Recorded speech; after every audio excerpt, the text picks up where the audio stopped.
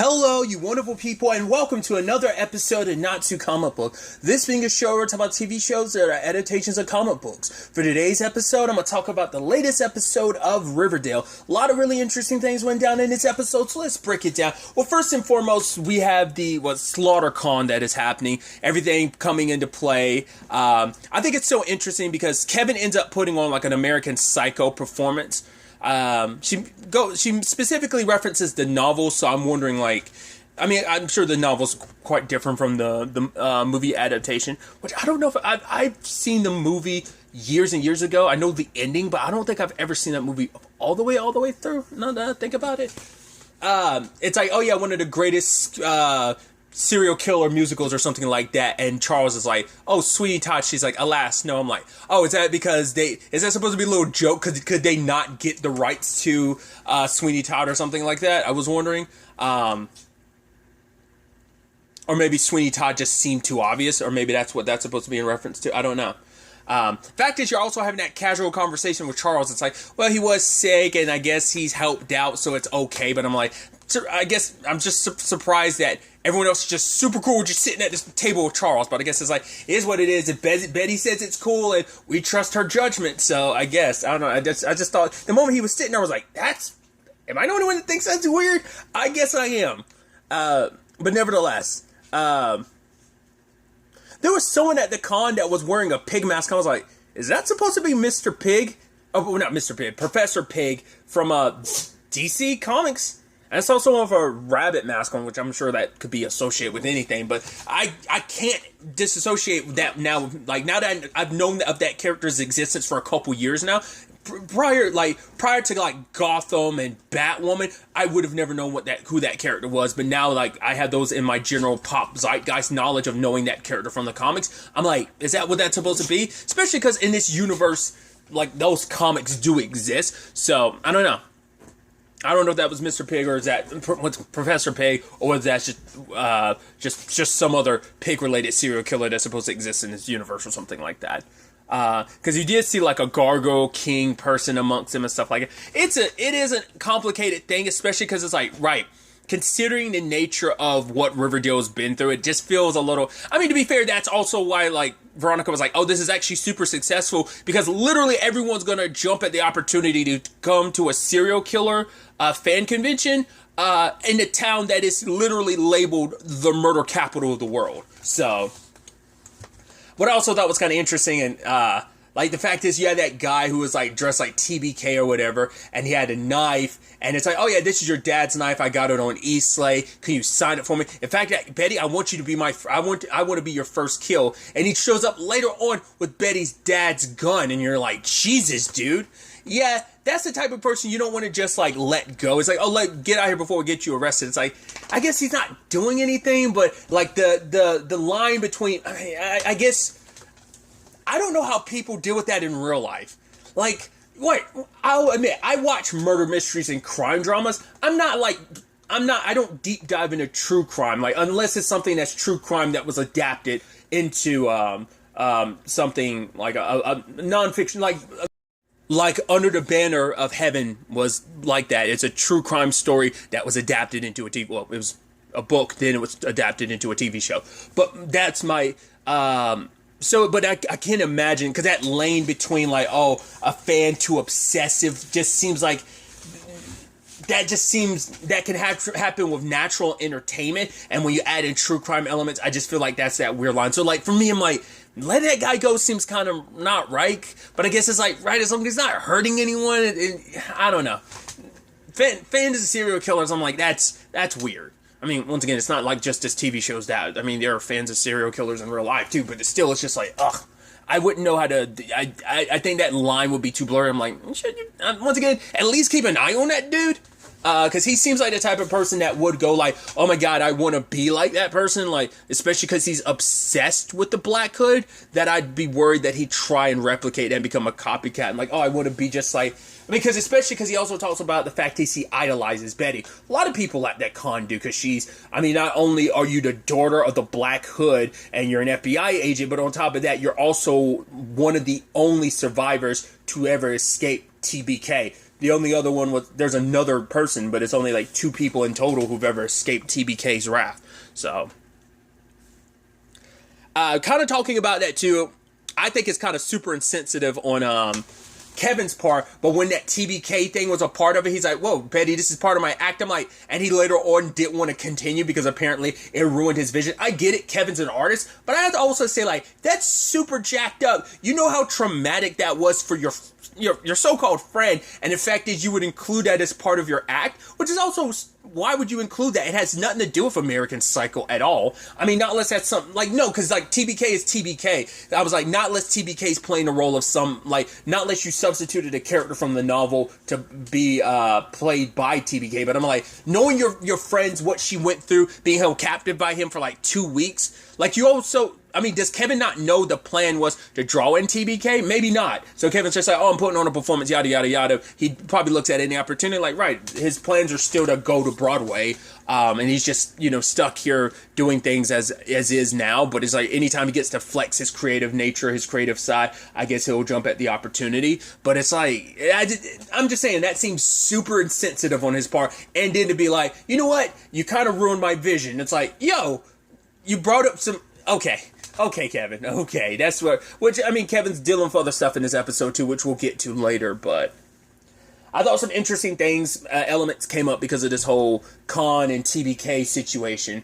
First and foremost, Agent Drake confesses her feelings to Betty, but that seemed pretty obvious when she was asking, like, "Oh, you got a boyfriend or girlfriend?" I was like, "Yo," I'm like, "Okay," and she's super forced. She's like, "I'm gonna tell you how it is, Betty. I like you. I'm like actually like super attracted to you." I'm like, oh, I'm flattered, but I'm with Archie. He's like, oh, is that exclusive? It's like, if you probably came into the picture a little sooner, I'm sure Archie still would have felt away because it was like, oh, it was only, not recently, but it's still like a newishly like, monogamous relationship that they've kind of created. It's like, oh, we're not sleeping around or anything like that. So maybe if you came into the picture a little bit sooner, maybe. But from Agent Drake's perspective, it's like, right, I have more in common with you than Archie does, because she looks at Archie as like, oh yeah, like he's the sweet boy next door, like in the quiet, like also the fact is that TBK calls Riverdale the quiet town. I'm like, how are you going to call Riverdale this quiet town of Riverdale? I guess he's thinking like, right, when everything's resolved, Riverdale's going to be the quiet town. It's like, Riverdale's never going to be the quiet town. I don't think, maybe that's going to be the very end of the show that everything's resolved, but I think there's been so much death and bloodshed in this town.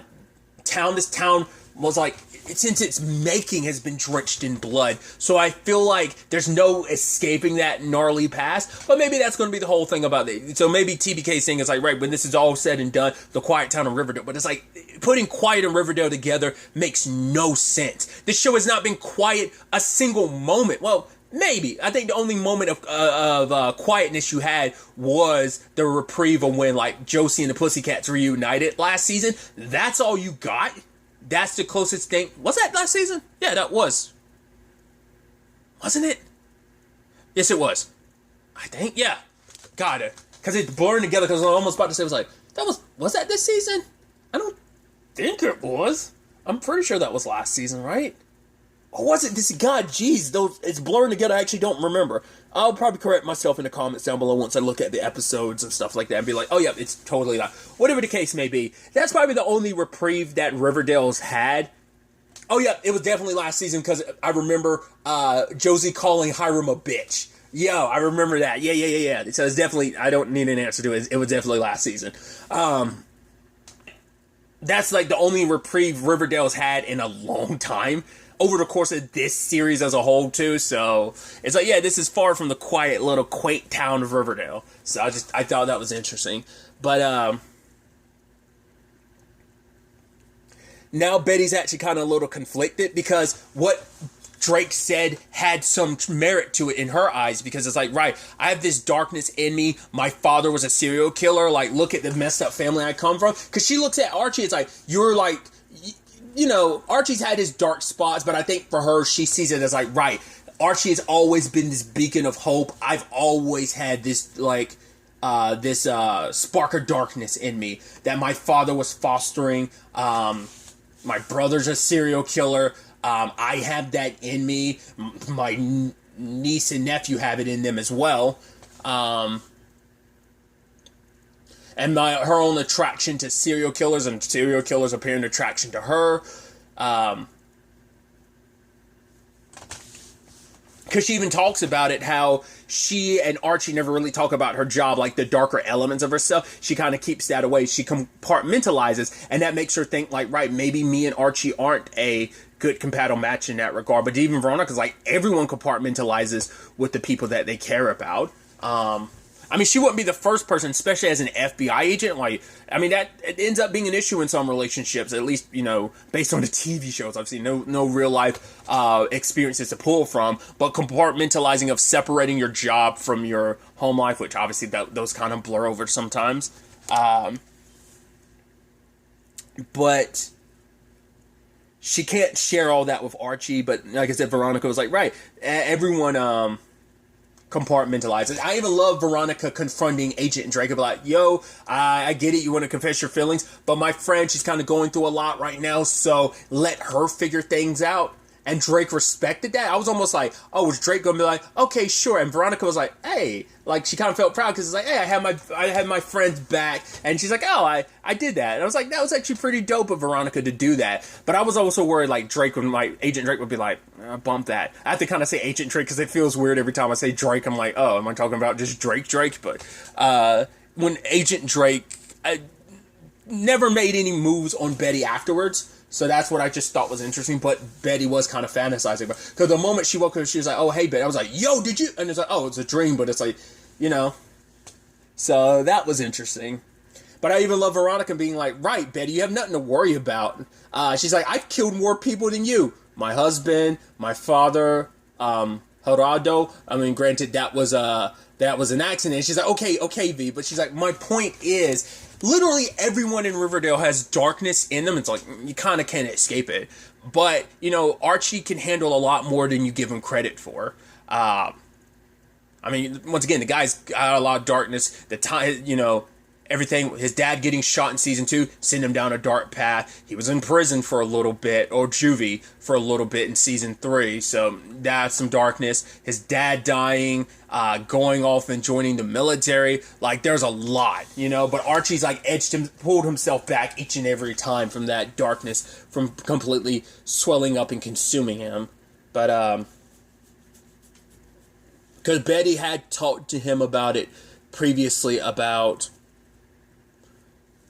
in the episode, she talks about those darker part of herself, and, you know, because TBK got on the phone, and I was actually surprised she was super. I guess it makes sense, her mom being who her mom is, that she would let her mom be the one that interviews her. I thought that was kind of interesting, but it's like, right, it's going to get the biggest push out there. It's going to gain the greatest attention, and it's like, right, if it's Alice putting it out there, more people will be able to watch it, and it more likely reach TBK, which it does. But he says that she's wearing a mask. Once again, I think that's kind of interesting. Like, the same thing's applicable to serial killers apparently is applicable to superheroes, especially in the DC universe, where it's like, hey, the mask is who you pretend to be outside of your superhero persona. So, like, Bruce Wayne's the mask, or Clark Kent's the mask, so on and so forth, right?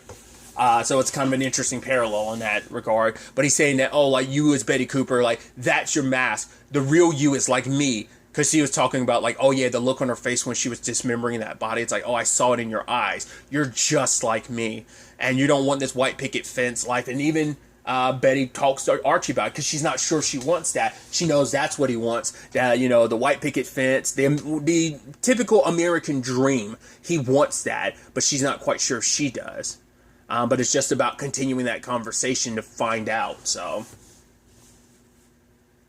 I even thought it was interesting when Agent Drake said, like, oh, that song you performed, Betty, was that towards TBK, or was that for Archie? But while the song was playing, all it did was showcase Archie. So I think at the end of the day, and maybe that also shows that Agent Drake doesn't know her as well as she thinks she does. Same thing for TBK. They think they know all there is to Betty, but just like anyone, just like everyone has a little bit of darkness in them, Betty has light in her too. That you aren't just one thing. One thing doesn't define you. People in general are super complex. There's good and bad. You know, the very yin and yang of it all. When she went home, though, and saw when she saw TBK across the way in her room, I was like, oh God, Charles is dead. Because but I forgot, like, Charles wasn't, like, bedridden anymore, as we saw him earlier in the episode, but I thought, like, she'd go home, find him dead. It's like, no, he's alive, along with Alice. I figured they weren't going to kill Alice, but I thought they were going to kill Charles. But it's like, no, he was waiting. It's like, this is going to be our victims. Definitely killed the FBI agent that was, like, standing guard. But, and he confronts her. It's like, oh, got this dinner laid out for us. Like, oh, put the mask on, Betty. We're kindred spirits. You and I are the same. Let's go out there and kill your mom and brother together. Like, let's shed this facade of who you are. But for Betty, it's like, no, I'm going to arrest you because, you are like so many, like my father, trying to tell me who I am. Him grooming me at such a young age. I'm not who you think I am. You're not, because even she says, like, right, wearing a mask doesn't make you a killer. I mean, because even Betty said that wearing a mask is a killer's way to compensate, to kind of compartmentalize and, like, separate themselves from the shame of it all, right? But Betty ultimately puts him down, which I was like, oh, I didn't know she was going to shoot to wound or shoot to kill. But this nightmare is finally over. It seems like. It's like, wow, I wasn't expecting. I thought, like, oh, maybe, she thinks she killed him or something and he managed to get away. Or at the very least, she does arrest him, but he manages to get out. But it's like, no, he's dead. So, but now for her, it's like, I think it's over. She's not 100% sure now.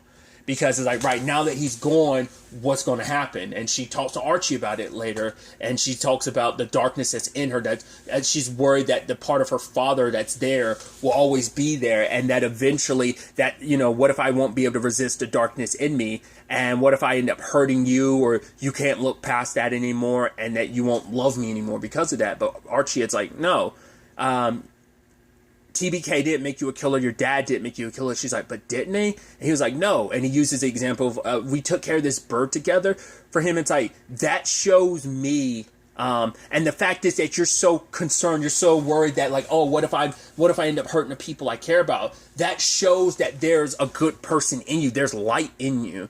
So it's like, I need you to believe me on that, Betty. Do you believe me? And she's like, I think so. So I think that's the thing of, like, they bring out the best in each other. I mean, obviously, like, they've been so... Because I was worried, too, because I was like, oh, it would kind of suck that if they didn't work out, considering the fact is that, once again, there's been this on and off thing for them for so long. Like, they've been in love with each other, like, since they were kids. So, you'd want it to work out. But luckily, it seems like it is. So, fingers crossed. I think they're going to be in-game, ultimately. But I did like Veronica's advice to her, like, talk to Archie. She's like, based on all my relationships, we never had the conversations we should have, and even when we did, it was always kind of too late. So kind of have those conversations now rather than later. And I think in the long run, that was good advice, So, other than that, we had the whole situation with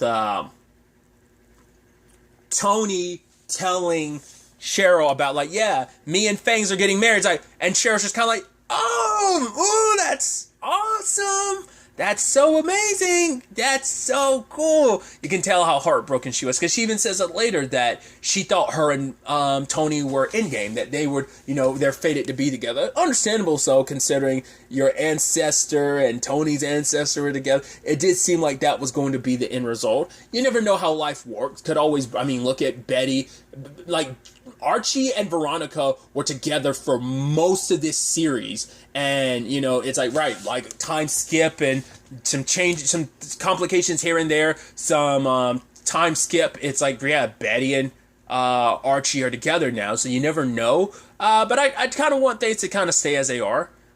Especially for Cheryl, because it's like, oh, your first love is back in your life, because it's a love that never had an opportunity to fully blossom because it was cut short because of Penelope, like, getting in the middle of that. So I'd want them to have a chance to, I just wonder, it's a thing of just like, whatever ends up with the most people being happy is what I'm happy about, But Cheryl was super not happy, and she kind of snapped at Heather when Heather was like, oh, do you want to talk about it? And she's like, no, I'm not bothered by it, so stop trying to pretend like I am. And she goes over to see Kevin, and they both use a spell to basically, like, hamper Fangs and Tony's relationship, which is super jacked up, and they're super all about it. I was almost hoping Kevin would pull back a little bit, but to be fair, Kevin's very like, yeah, kind of screw them. Like, you know, he's hurt because that's my ex. I mean, both of them are like they're trying to get back at their exes, but also at the same time, it's like, well, they haven't been you know, you guys split a while back in both regards, but also the situation is, they just couldn't, like, Kevin going through everything, like the custody hearing situation, so like I'm sure that adds more venom to it. But they're kind of like, yeah, who cares about what it is that actually causes a wedge between them? Well, the wedge is baby Anthony getting sick, and it's like, cool, we did that. So Heather had to help out, and so kind of correct that mistake. And even Heather saying like, right, you never want to cast magic when you're in an emotional state. And once again, Cheryl thought that her and Tony were going to work out and reunite, and thought that, once again, that they were in game, that they were destined, and, you know, but now she realizes, like, oh, maybe it's you and me, Heather, that are destined. So, after the party and everything, after the performance, which, all of them singing about all those different designers and stuff, like, obviously, their names, like, Armani, there were a few amongst them that I'm like, okay, I know what that is.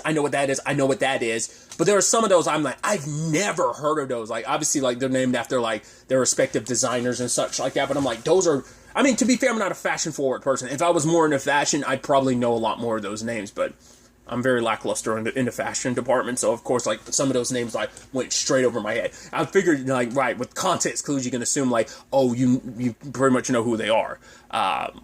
Without really knowing who they are, you know? So I just thought that was interesting. But they had a fun time, and Heather and Cheryl do their thing. It does seem like Heather might be going back to Greendale, maybe, which is kind of a bummer. She's not sticking around, but maybe, like, in season 7, she'll be more prominent, maybe. I hope she is, like, Cheryl's happily ever after, you know? So we'll see where things kind of go on that front. Other elements to this episode is the whole situation with the workers.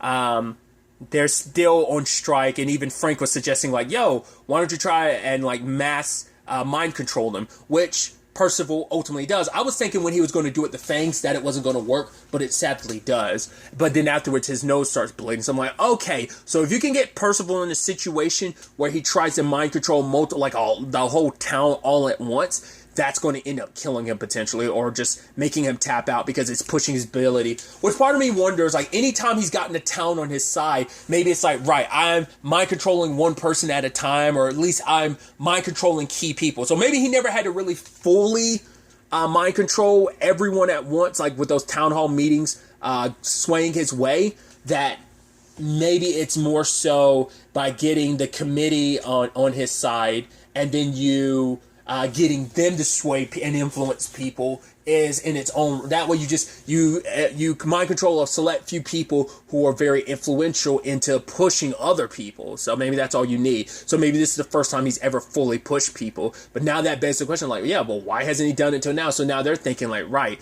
maybe there's a limit to how much he can push and control people. So ultimately, Archie pulls out the guitar, Tony and Tabitha singing along with every worker's family. Ends up drawing all of them back. So it kind of implodes all of Percival's plans. And I was like, right, Archie and Tabitha continue to be a thorn in his side. And it's like, you know what, screw it. We're about to go biblical in this bitch. So what that means, how that's going to turn out is definitely going to be interesting. Jughead is still out of commission. We got a little tiny, like, couple seconds scene with him, but he's still in a bunker, like, holding down the fort, you know.